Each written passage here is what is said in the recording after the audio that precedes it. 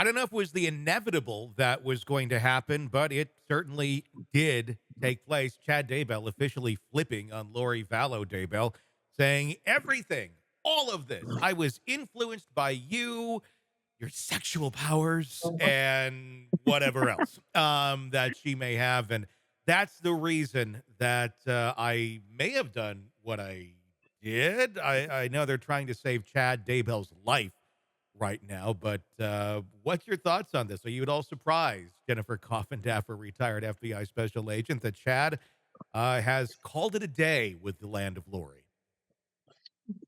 No, I'm not surprised, but I have to say I was surprised that Lori didn't turn earlier. Yes. So while this isn't a surprise, it was just amazing to me that she really held on to the loyalty and now he's turning. So I can't think of a case, I don't know, ever maybe, where they stuck together. Hmm. That one didn't turn on the other in a case that's similar, a husband and wife. I mean, sooner or later somebody implodes and somebody gives up the information. Am I buying anything he's saying? Absolutely not. Hmm. He's as culpable as she is, and I think it's quite cowardly, quite honestly, that now he's trying to use her as some sort of scapegoat. I'm not buying it at all. Where do you think this goes? Does this save his life? Is this going to take death off the table? The arguments that they're making is, well, someone who was less involved in this certainly shouldn't face death, as Lori was pointed out in the trial as being the big ringleader. And they're kind of going down that road saying, yeah, she was the big ringleader. Should that take death off the table for Chad? No, he's still responsible for those deaths, I think, equally with her. And I think he should face the death penalty. Remember, the only reason she didn't was because of really a late discovery issue. Yeah. I Yeah. mean, that's what really was the issue. That was the prosecution's fault, not getting their discovery in on time. Mhm. That's just really a shame that at least it wasn't to be considered. Mhm. Um, so no, I don't think it should be off the table for him. Is he essentially admitting guilt here? I mean, the way this, if you're to fully understand the statement and the claim, it's she was the ringleader of all of this. I only acted on what she told me to do. Is that not basically insinuating that Lori had him, or at least be involved in killing the children? Which, of course, that will then go to court next.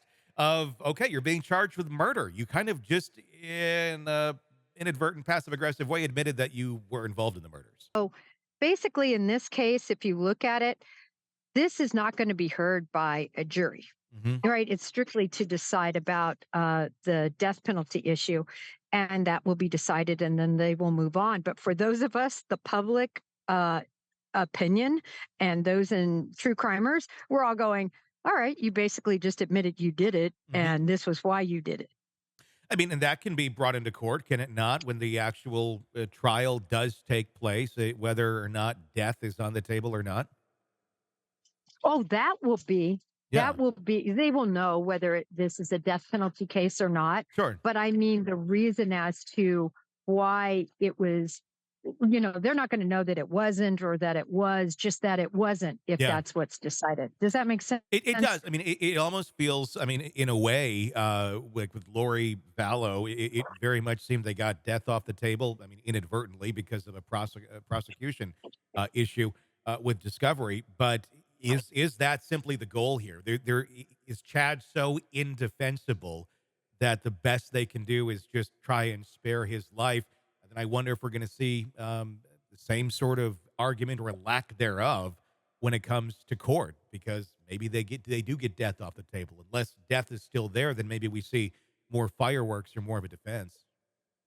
Well, I think we're definitely going to see him pointing the finger at her and blaming her for everything. Hmm. Beyond the death penalty issue, that's going to be their defense. Is this Yeah. is this was all her. Um, but will a jury really buy that? We'll have to look at the evidence. I think the evidence is very strong concerning him, his culpability, and the actions he specifically took. Sure, sure. How do you think this will affect her upcoming trial when she's in Arizona being tried there. Now that this is on the table, do we see a Lori Daybell that's going to flip more on Chad as well and start pointing fingers rather than pressuring her attorneys to say nothing negative about Chad? Oh, I think we'll see that. I think now it's on. I think she'll flip by not because necessarily she even wanted to, but her attorneys will Hmm. guide her that that's the approach that needs to be taken at this point. So I wouldn't doubt that we see Lori flip also. Um, I just think it's over all this time behind bars. I think their loyalty toward one another has finally waned. Be very interesting to watch this. The only other question I would have is I do wonder of Lori's mental state if she's able to comprehend that Chad has flipped on her. What do you think about that? Well, it's interesting. I've been one from the very beginning that really wasn't buying what she was selling. Hmm. I know many did, truly believe that she has these mental issues. And I always have believed and I still believe it's really just an excuse to explain her egregious, selfish behavior. Sure. So I think she has the mental capacity.